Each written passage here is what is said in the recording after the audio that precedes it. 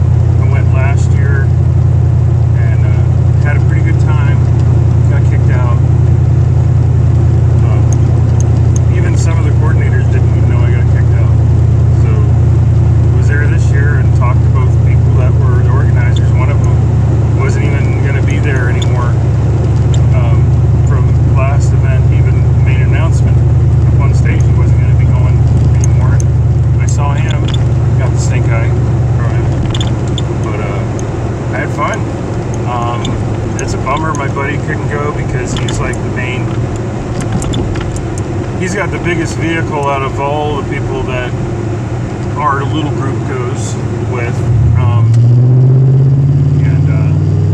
I planned on taking my old vehicle out there, which is Charlotte, which is an old Mad Max police car. It wasn't in the movies. It was an old police car that's post-apocalyptic stuff, like a 68 LTD 390. So she hasn't been out there for years, but I thought, well, I'm going to give it a break this year. I had a lot of medical issues, some financial things, some stress things. Yeah, blah, blah. Everybody does. But mine were getting the best of me. So I decided, okay, I'll take a break. Not going to go this year.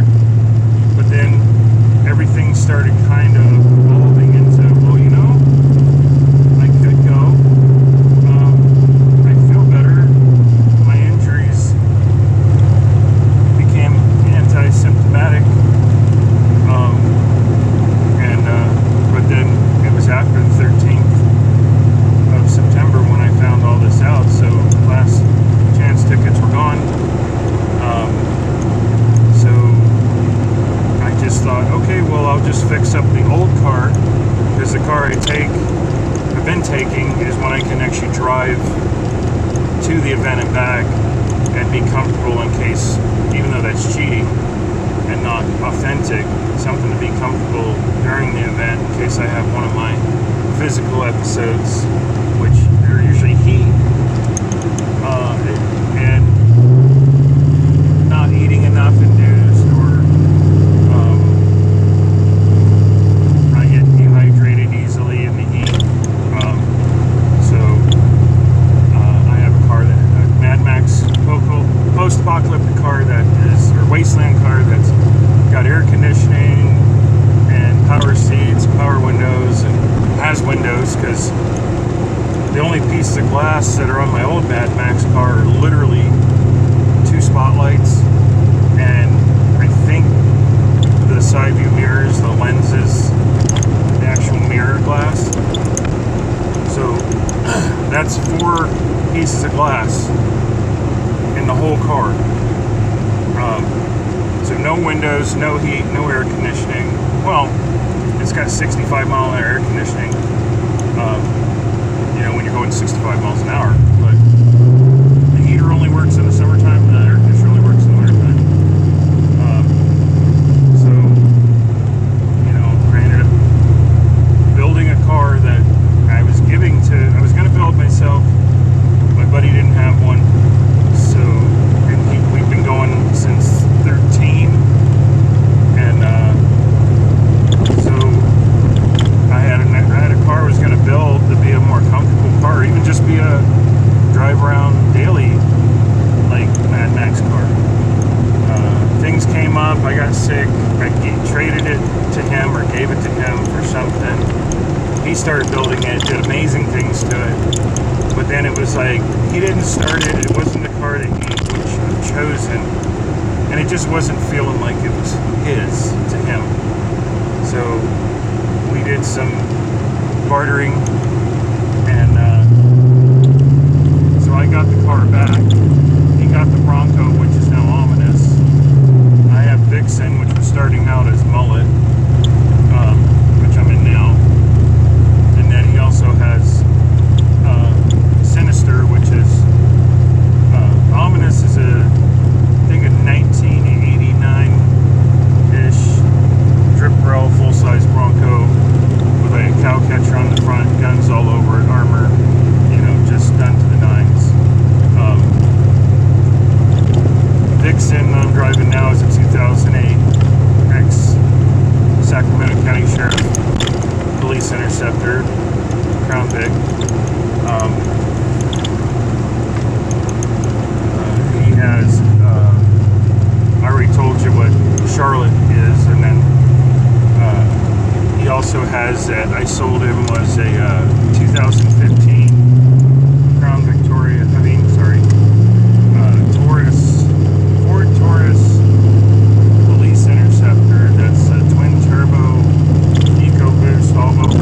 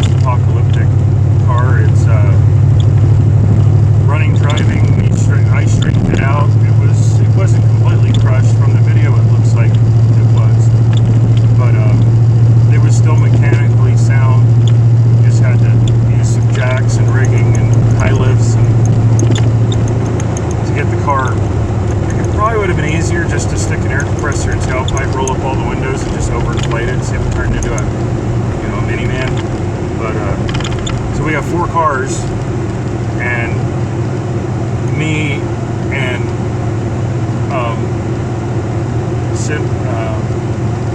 Lethal. I go by Cheese Grater, he goes by Lethal.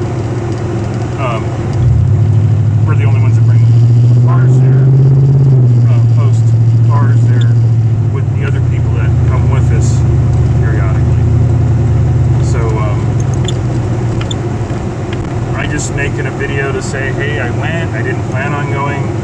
I know a lot of people will get upset that follow my channel that I haven't been making videos. Well, I have been making videos, they were undercover, I guess, because I just found out that they were all on private when I was trying to upload videos, and I sent one to somebody. He says, oh, I tried to send it to somebody else, and it wouldn't let me. And so, trying to go far, boys, get some breakfast. Well, lunch fest. But I just wanted to give a shout out there to all the staff and everything at Wasteland. They really stepped it up this year. And toned it down, let's put it that way. So last year it was the opposite. There was way too much emphasis on authority, which is needed, but way too much emphasis on hey, what are you doing, instead of hey, are you okay? This year it was like, hey, how's it going, are you okay? And I made sure to give a thumbs up and a single finger salute. I guess that's 2 fingers. That's a thumb. So, yeah, it was cool this year, and I was really losing my interest in going a little bit because of the last couple of years. And, you know, I'm still on the fence. I was still going to go this year if I could. I was going last year, and I know people that didn't go this year that heard about this year and hearing about this year from me, and it sounds like, you never know, this is only 362 days before it happens again, if the math's right, which with me it isn't. Maybe a lot more people will go next year that didn't go this year, or last year, or the year before. But I'm planning on going again more enthusiastically than last year.